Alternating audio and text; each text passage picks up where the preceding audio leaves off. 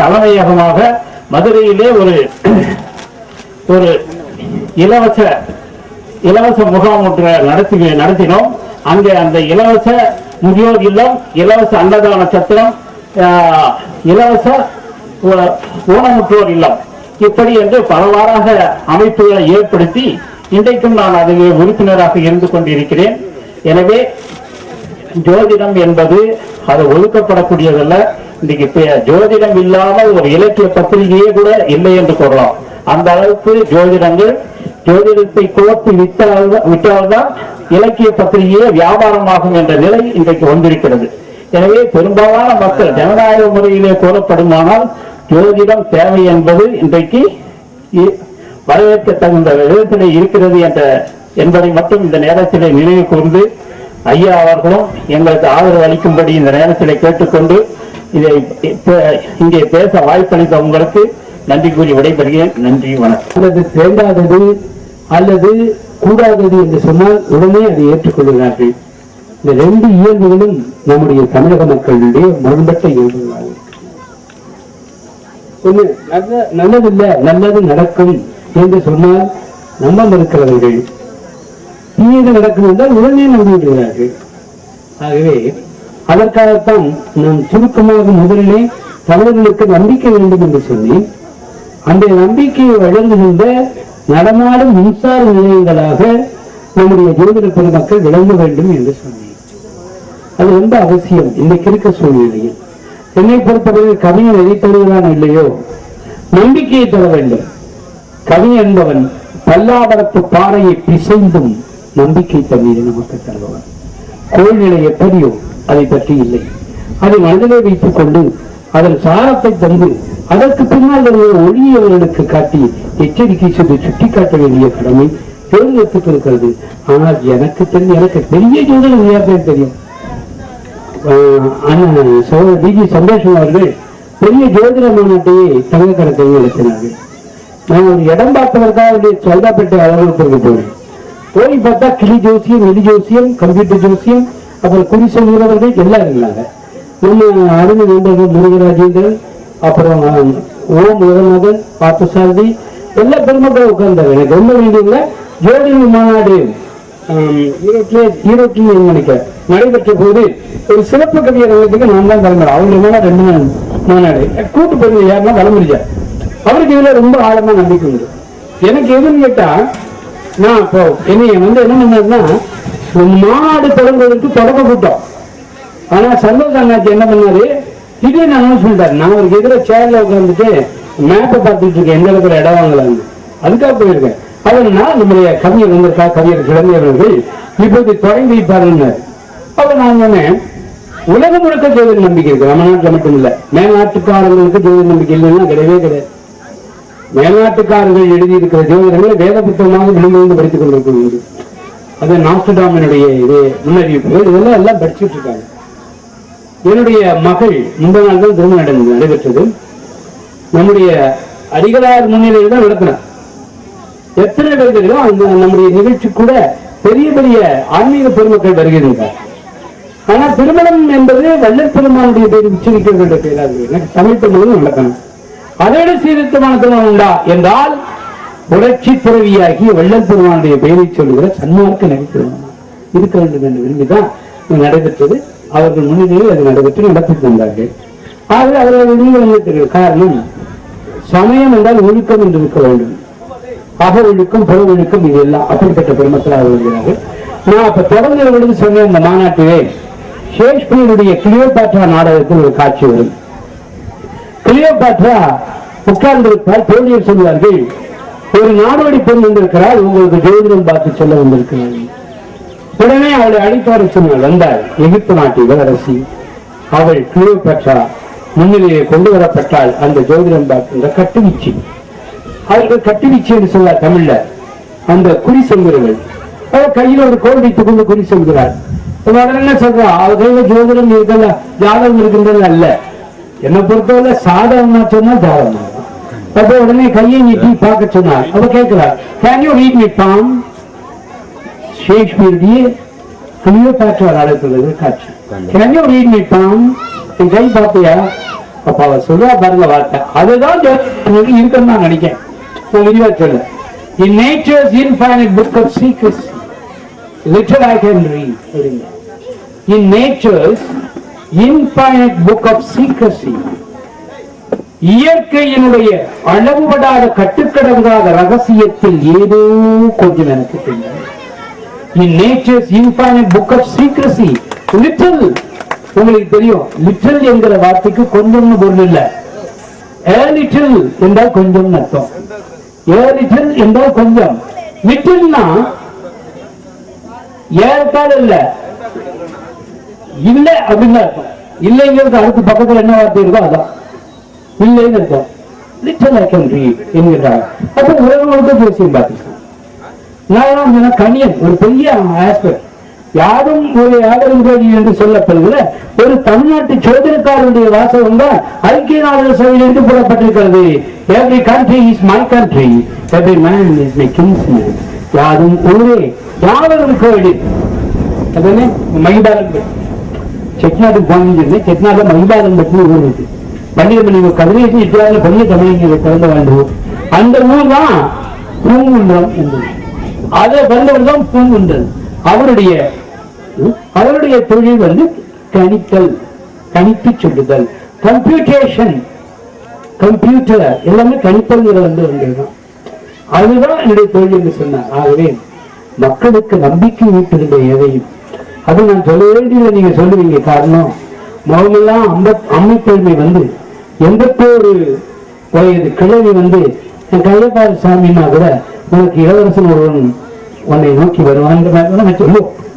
இல்ல குதிரையை நீங்க வைத்துக் கொண்டு தூக்கி கொண்டு போவான் ஒரு இளவரசன். இதுல தப்பு கிடையாதுங்கிற அவன் அதை வேலை கட்சி நம்பிக்கை போயிட்டாங்கன்னா பரவாயில்ல. இவன் எது தீயன்னு சொன்னா அதை மட்டும் வச்சுக்கிட்டு அப்படி சொன்னாரு என்று காலமெல்லாம் விழுந்து நல்லது சொன்னது. அதான் தமிழச்சாலை இன்றைக்கு நம்பிக்கை விட்டது. ஒரே ஒரு விஷயம் சொல்றேன். நான் பல நேரம் பல வழியா சிந்திப்பது வீடு வந்து நம்ம கண்ணாடி வச்சிருக்கோம். வாசப்படி ஏறினாலும் மேல ஒரு கண்ணாடி எதுக்குன்னா வரவன் கெட்டவன் இருந்தா அதுக்கு திருஷ்டி தீர்ந்து போதுன்னா அவன் மொத்தம் அவனே பார்த்துவான் அப்படின்னு எல்லா வீடுகளும் கண்ணாடி வைக்கணும்.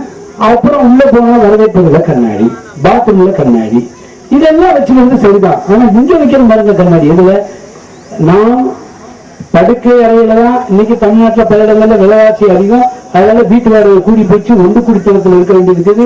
இல்லாட்டி அடுக்கு மாடியில ஏதோ ஒரு கோழி மாதிரி இருக்க வேண்டியிருக்கு. மனிதர்கள் இருக்க வேண்டியது அந்த கான்கிரீட் ஜங்கிள் என்று அவங்களுக்கு சொல்வார்களே, அப்படி கட்டடக்காடுகள் தான் இந்த மனித குருவிகள் அப்படி அடைக்கலம் போகிறது அடக்கமாகி இருக்கின்றன.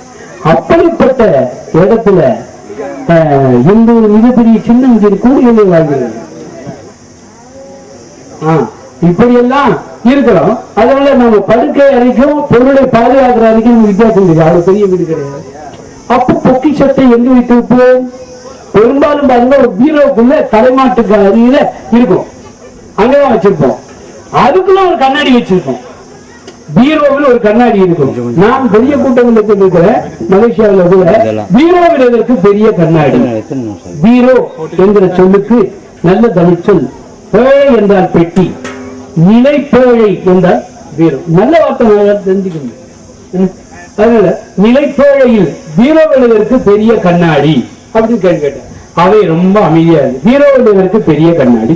வரவேற்பறையில் மருத்துவ முகாம் மற்றும் ஜோதிட முகாம் நிகழ்ச்சிக்கு வருகை தந்து சிறப்பு செய்து சென்றுள்ள நம்முடைய செங்கல்பட்டு சட்டமன்ற உறுப்பினர் சகோதரர் திருச்சூர் ஆறுமுகம் அவர்களா, இந்த நிகழ்ச்சியில எனக்கு உண்டாக பேசி மீண்டிருக்கின்ற மரமல் நகராட்சி தலைவர் சகோதரி சசிகலா ஆறுமுகம் அவர்களா, இந்த நிகழ்ச்சியில கலந்து கொண்டு சிறப்பு செய்து கொண்டிருக்கின்ற இப்பகுதியின் ஊராட்சி மன்ற தலைவர் அன்பு சகோதரர் சண்முகம் அவர்களா, ஊராட்சி மன்ற துணைத் தலைவர் அவர்களா, மற்றும் இந்த நிகழ்ச்சியில வாழ்த்துறை வழங்கி மற்றும் வள்ளலார் சிறப்புரையை சிறப்பாக எடுத்துக்கூறிய அமர்ந்துள்ள நம்முடைய இலக்கிய சக்கரவர்த்தியும் இலக்கியம் வேந்தரமான கவிஞர் இளம் தேவன் அவர்களா, அவரோடு வந்து இந்த நிகழ்ச்சியில சிறப்பு செய்து கொண்டிருக்கின்ற கவிஞர் திருமதி சந்திரகாந்த் அவர்களா, மற்றும் இந்த நிகழ்ச்சியில கலந்து கொண்டு சிறப்பு செய்து கொண்டிருக்கின்ற ஜோதிட பாரதி மதிப்புமிகு கருணாநிதி அவர்களா, அன்பு சகோதரர் சாவித்திரி கண்ணன் அவர்களா, ஆசிரியர் அன்பராஜ் அவர்களா, அன்பரசன் அவர்களா, செட்டிநாடு மருத்துவமனையின் PRO சகோதரி லீலா முருகேசன் அவர்களா, மற்றும் இந்த நிகழ்ச்சியில் கலந்து கொண்டு சிறப்பு செய்து கொண்டிருக்கின்ற அனைத்து வள்ளலார் பேரவையின் உறுப்பினர்களை, இந்த நிகழ்ச்சியை சிறப்பாக ஏற்பாடு செய்த நம்முடைய சுவாமி திரு சுப்பிரமணியம் அவர்களை மற்றும் கிராம பெரியவர்களை, தாய்மார்களை, அனைத்து நண்பர்களும் உங்கள் அனைவருக்கும் என்னுடைய வணக்கத்தை உறுத்தாக்கிக் கொள்கின்றேன். இங்கு பேசிய நம்முடைய இலக்கிய சக்கரவர்த்தி அவர்கள், நான் ஒரு 15 ஆண்டுகளுக்கு முன்பாக கூட அவரை பார்த்திருக்கின்றேன், அதுவும் தொலைக்காட்சி மூலமாக. இன்றுதான் அவருடைய பேச்சை நேரடியாக காண்கின்ற வாய்ப்பை கொடுத்த சுவாமி அவர்களுக்கு என்னுடைய நன்றிகளும் வணக்கத்தை கூறிக்கொள்கின்றேன். ஏனென்றால் இவருடைய கவிதையின் மூலமாக கவிதையெல்லாம் நான் டிவியில் தான் பார்த்திருக்கேன். இரவு நேரங்களில் முன்ன இப்ப பார்த்திருக்கின்ற இந்த சன் தொலைக்காட்சி என்ற ஆரம்ப காலத்தில் பார்த்துக்கின்ற 10 மணி நிகழ்ச்சிக்கு வாரந்தோறும் நம்முடைய கவிஞர்கள் எல்லாம் அதில் விவாதித்து அருமையான கவிதைகளை சொல்வார்கள். அப்போது ஐயா அவர்களுக்கு தலைமை முழுவதும் முடியாது இருந்தது, இப்போது காணவில்லை. இருந்தால் அவரை ரசித்தவன் நான். அதுபோன்று அந்த ஐயாவை இந்த நேரடி இந்த நிகழ்ச்சியில கண்டு வெளிப்பதில் மிக மகிழ்ச்சி அடைகின்றேன். மேலும் நம்முடைய இந்த சன்மார்க்க மூலமாக நடத்துகின்ற இந்த பணி சிறப்பான ஒரு பணி. நம்முடைய சுவாமி சுப்பிரமணியன் அவர்கள் ஒரு நல்ல ஒரு தொண்டாற்றி கொண்டிருக்கின்றார்கள். அவர் கூட நான் கூட இப்போதுதான் அவரை சந்திக்கும் வாய்ப்பு ஏற்பட்டது. ஏனென்றால் அவரை பற்றி குமுதம் புத்தகத்தில் பார்த்தீர்கள், ஒரு 7-8 ஆண்டுகளுக்கு முன்பாக குமுதம் பத்திரிகையில பார்க்கும்போது அவருடைய அருமை பெருமைகள் அந்த புத்தகத்தில் எழுதியிருந்தார்கள். இது போல உண்ணா நோன்பு இருக்கின்றார், எளிமையாக இருக்கின்றார், ஒரு அரசாங்க பணியில இருந்தாலும் அவனுடைய சம்பளத்தை வாங்கி ஏழை எளிய மக்களுக்கு, கிராமப்புற மக்களுக்கு கல்விக்காகவும் அவர்களுக்கு இது போன்று அவருடைய தொண்டு செய்து கொண்டிருக்கிறார்கள் என்று அந்த புத்தகத்திலே இருந்தார்கள் குமுதம் பத்திரிகையில. இது போன்று அவருடைய ஆரம்ப காலத்திலிருந்து பார்த்திருக்கின்றால் சேவை செய்ய வேண்டும், அதுவும் குறிப்பாக கிராம மக்களுக்கு சேவை செய்ய வேண்டும், தொண்டு செய்ய வேண்டும். இது போன்ற ஒரு நல்ல மனிதர்கள் எல்லாம் நாம் எல்லாம் அவ்வளவுதான் கடவுளாக பார்க்க வேண்டும். நாம் யாரும் கடவுளை பார்த்தது கிடையாது, இங்க உட்கார்ந்திருப்போர் யாருமே கடவுளை நேரடியாக பார்த்தது கிடையாது. இது போன்ற ஆட்கள் மூலமாக தான் நாம் கடவுளாக பார்க்க வேண்டும், இவர்கள் தான் நம்ம வணங்க வேண்டும். இப்படி இந்த வள்ளலார் பேரவை மூலமாக, வள்ளலார் சன்மார்க்க சங்கத்தின் மூலமாக இது போன்ற ஒரு அருமையான நிகழ்ச்சியை நம்ம பகுதியில் நடத்தி கொண்டிருக்கின்றார்கள். குறிப்பாக செட்டிநாடு மருத்துவமனை மருத்துவர்கள் வந்திருக்கின்றார்கள். நாம் கூட பல நிகழ்ச்சிகளில், அரசாங்க நிகழ்ச்சிகளில் அந்த மருத்துவர்களை சந்தித்திருக்கின்றோம். அரசு அவர்கள் இது போன்ற கிராமப்புற பகுதிகள் மக்களுக்கெல்லாம் சேவை செய்ய வேண்டும், வருமுன் காப்போம் என்ற ஒரு திட்டத்தை அறிமுகப்படுத்தப்பட்டு அந்த திட்டத்தின் மூலமாக இதெல்லாம் அந்த மருத்துவர்கள் இது போன்ற மருத்துவ சேவை கிராமங்கள் செய்து கொண்டிருக்கின்றார்கள். அந்த மருத்துவர்களையும் நான் பாராட்டுகின்றேன். மேலும் ஐயா சொன்னார்கள், பாட்டாளி மக்கள் கட்சியின் நிறுவனர் பற்றி கூட சொன்னார்கள், எங்களுடைய மருத்துவர் ஐயாவை பற்றி சொன்னார்கள். ஏனென்றால் இது போன்று ஐயா அவர்கள் ஒரு 8 மாதத்திற்கு முன்பாக ஒரு அறிக்கை வெளியிட்டார்கள். வள்ளலார் அந்த நகருக்கு சென்று இது போன்று அவர் என்ன செய்தாரோ, ஏனென்றால் ஐயா அவர்கள் ஒரு காலத்தில் மீன் குழம்பு இல்லாமல் எப்போதுமே சாப்பிட மாட்டார்கள். எங்களுடைய பாட்டாளி மக்கள் கட்சி நிறுவனர் ஐயா அவர்கள் மீன் குழம்பு இல்லாமல், மீன் இல்லாமல் இனிமே சாப்பிட மாட்டார். ஆனால் நம்முடைய இந்த வள்ளலார் இயக்கத்தின் சார்பாக ஒரு நிகழ்ச்சியில பங்கு பெறும்போது அன்று முதல் இனிமேல் நான் புலால் உண்ண மாட்டேன் என்று அறிக்கை விட்டு அதன் மூலமாக கிட்டத்தட்ட 9 மாதமாக எந்த இதிலும் புலாலை உண்ணுவது கிடையாது. நாங்கள் கூட எங்கள் வீட்டுக்கு கூட ஒரு நிகழ்ச்சிக்கு வந்தார்கள். ஐயா அவர்கள் உங்களுக்கு புலால் உணவு செய்யட்டுமா என்று கூட கேட்டோம். ஐயோ அதெல்லாம் செய்யவே கூடாது, ஏனென்றால் புலால் உண்ணக்கூடாது, நான் அந்த மதத்தில் அந்த சன்மார்க்கத்தில் இணைந்து விட்டேன், எனக்கு தேவையில்லை என்று சொன்னார்கள். புலால் என்பது இப்பொழுது பார்த்தீர்கள் என்றால், நான் கூட மருத்துவரிடம் சென்று காண்பிக்கும் போது உங்களுக்கு என்ன வயது என்று கேட்டார்கள். இது போன்ற 40 வயது என்று சொன்ன போது 40 கடந்து விட்டவர்களெல்லாம் புலால் உண்ணக்கூடாது என்று அனைத்து மருத்துவம் சொல்வார்கள். எனக்கு மட்டும் சொல்லவில்லை, யாரெல்லாம் 40 கடக்கிறார்களோ அவர்கள் யாருமே புலால் உண்ணக்கூடாது என்றுதான் மருத்துவர்கள் சொல்கின்றார்கள். இது போன்று வள்ளலார்கள் இருக்கும்போது புலால் உண்ணுவதை தடுத்தார்கள். ஏனென்றால் வியாதி வரும், புலால் உண்டால் வியாதி வரும், அதை குறையுங்கள் அல்லது விட்டுவிடுங்கள் என்றுதான் நம்முடைய சான்றோர்கள் பேசிக் கொண்டிருக்கின்றார்கள். அது மட்டுமல்ல, தமிழ் உணர்வு பற்றி பேசினார்கள் நம்முடைய ஐயா இளந்தேவன் அவர்கள். இது போன்று மக்கள் தொலைக்காட்சி நம்ம சகோதர சகோதரிகள் பார்க்கலாம் என்று வார்த்தைகள்லாம் மற்ற தொலைக்காட்சியில் குடும்பத்தோடு பார்க்க முடியாது. ஏனால் தமிழுக்காக ஒரு தொலைக்காட்சி ஆரம்பிக்கப்பட்டு ஐயா சொன்னார்கள், நமது தமிழருக்கு பிடிக்கவே இல்லை, கட்டாயப்படுத்தி தமிழை வளர்க்க வேண்டும் என்ற ஒரு நிலைப்பாடுதான் இந்த தமிழகத்திலே திறந்து கொண்டிருக்கின்றது. ஏனென்றால் என்பதை பார்த்தீங்கன்னா தொலைக்காட்சியில் எந்த ஒரு பெண்ணு வரார்கள், வேறு வார்த்தை கூட அவர்கள் தமிழில் பேசுவதில்லை. அனைத்துமே ஆங்கிலத்தில் தான் தமிழ்நாட்டில் இருக்கின்றோம். ஆனால் தமிழ் ஒருவரும் உங்க டிவியில தொலைக்காட்சியில் யாரும் பேசுவதில்லை. ஆனால் மக்கள் தொலைக்காட்சி ஒரு தொலைக்காட்சி மட்டும்தான் முழுக்க முழுக்க தமிழ் அதனுடைய முழு நிகழ்ச்சிகளும் ஒளிபரப்பு செய்யப்பட்டிருக்கின்றன.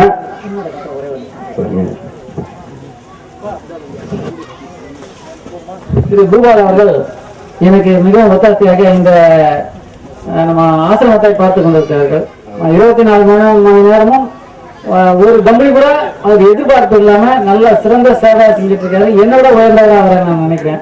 அதனால அவருக்கு இந்த பொன்னாடி ஐயா மூர்த்தி ஐயா அவர்கள் போர்த்தி மகிழ்விப்பார்கள். சரிங்கலாம் சாப்பிடுறது கிடையாது, ஒரு தம்பதியும் எதிர்பார்க்கறது கிடையாது. உழைப்புனா உழைப்பு, அவ்வளவு பெரிய உழைப்பு. அவன் கிடைச்சது மிகப்பெரிய வரப்பிரசாதமா நான் நினைக்கிறேன். அதனால இந்த உங்க எல்லா முன்னிலையும் அவர் அறிமுகப்படுத்திக்கிறதுல பெருமைப்பட்டுக்கிறேன். ஆமா, மூர்த்தி இன்னொரு மூர்த்திக்கு மூர்த்தி வந்து அழகு மூர்த்தி பெருசா கீர்த்தி பேசாங்க. அதனால 2 மூர்த்திக்கு இது போன்று நம்முடைய சுப்பிரமணிய சாமி என்றுதான் எல்லாருக்கும் தெரியும் அதிகமா. ஆனா இவர் சுவாமி சுப்பிரமணியமா இருக்கின்றார். வித்தியாசமான ஒரு சாமிகளாக திறந்து கொண்டிருக்கின்றார்கள். அவருடைய தொண்டு சிறக்க வேண்டும்.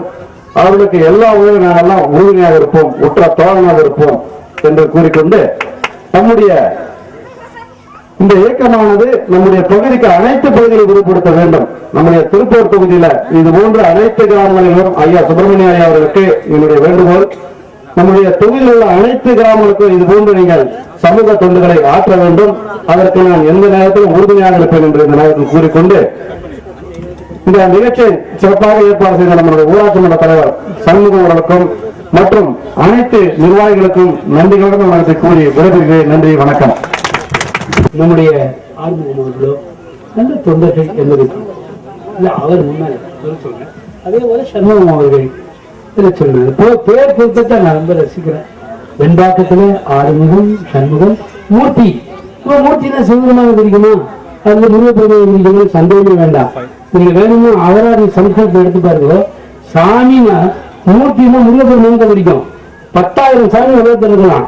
ஆனா சாமி என்ன தெரியுமா, உடையவர்னு அர்த்தம். நம்மை உடையவர், சம் ஸ்வயம், நமக்கு சம, நம்மை தனது பொருளாக கொண்டிருக்கிறது சாமி. சாமி சுப்பிரமணியம் நம்ம எல்லாம் நம்முடைய பொருளாக, நம்முடைய பொருளாக கொண்டிருக்கிறார், உயிர் பொருளாக கொண்டிருக்கிறார். ஆகவே மூர்த்தி என்றாலும் முருகப்பெருமானை குறிக்கிறது. மூர்த்தி என்றாலும் முருகன், சாமினால முருகன் தான். மற்றவங்கள இரவல பட்டத்தை வாங்கியிருக்காங்க சாமின்றது. அதில் சொந்தமா வச்சிருக்காரு முருகப்பெருமானுடைய சாமி. இதை யார் இலக்கம் எழுதுனதுங்களா, அமரகோஷம் நிகழ்ந்ததுன்னா ஜெயின் சமணன் எழுதியிருக்கான். சமணன் எழுதுனவன் சொல்லியிருக்கான். அவங்க சாமியை கூட அருகதேவரை சொல்லல, புத்தரை சொல்லல, 24வது தீர்த்தங்கரை மகாதேவரை சொல்லல. அவன் சாமி அரைச்சதான் முன்னேற்றதான். ஏன்னா மூர்த்தி என்றாலும் அதுதான், இல்லை. அப்படிப்பட்ட மூர்த்தி அவர்கள் என்னுடைய முன்னோர் மூர்த்திக்கும் மற்றவர்களுக்கும் தன்னுடைய பாராட்டுகளை தெரிவித்துக் கொண்டு பொன்னாடி வழங்கினார்கள். பொதுமக்களே, எல்லா சமயங்களுடைய அடிப்படை கருத்து கொண்டுதான் அன்பு, அன்பு, பேரன்பு. ஆக நம்முடைய வாழ்வுக்கு நமக்கு பொருள் வேண்டும். ஜோதிட பெருமக்கள் சொல்ல வாழ்வுக்கு பொருள் வேண்டும். என்ன பொருள் உள்ளாருக்கு, பொருள் இல்லாருக்கு ஊடகம் இல்லை.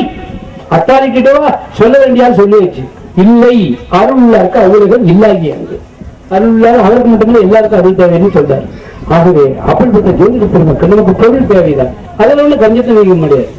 இலவசமாக கொடுத்தால், நாட்டை இலவசமாக கொடுத்தோம்னா எல்லா துன்பங்களும் இலவசமாக கொடுத்தால் இதயம் கூட கை குட்டையாகிடும். கட்சி பாய் வச்சு கூட கூப்பிடுவான். என்னுடைய தம்பி ஒருத்தம் இருக்க, ஏன்னா அடுத்த ஒரு அந்த எழுதுல திலக பாரதின்னு பிரசன்சிலாவில் படிச்சீங்கன்னா எங்க ஊர், எனக்கு மதுரை மாவட்டம் கம்பம் செம்பூர், அங்க இருந்து அந்த கவியை சொன்னோம். அதை நான் நினைவுகிறேன். அது மாதிரி என்ன வேண்டும் என்றால் உயிரிடத்தில் அன்பு வேண்டும். பாரதியார் சொன்னார், உயிர்களிடத்தில் அன்பு வேண்டும், தெய்வம் உண்டென்று தான் அறிதல் வேண்டும். இதை எல்லாரும் சொல்லிட்டே இருப்பாங்க. பாரதியார் கருத்து என்ன, அனிசை காவியம் 1000 கற்கினும் ஆழ்ந்திருக்கும் கவி உள்ளம் காண்கிறார் என்று சொல்லுவான். அர்த்தம் தெரியுமப்பா. ஆனா உண்மையான உள்ளீடு என்ன, உயிர் நாடி ஜீவநாடி என்ன அப்படின்னு கேட்டா, காவியம் கற்றாலும் அதனுடைய உயிர் பொருள் தெரியவில்லை என்பதை போல என்ன சொன்னார் பாரதியார், உயிரிடத்தில் அன்பு வேணும், தெய்வம் உண்டென்று தான் எடுக்க வேண்டும்.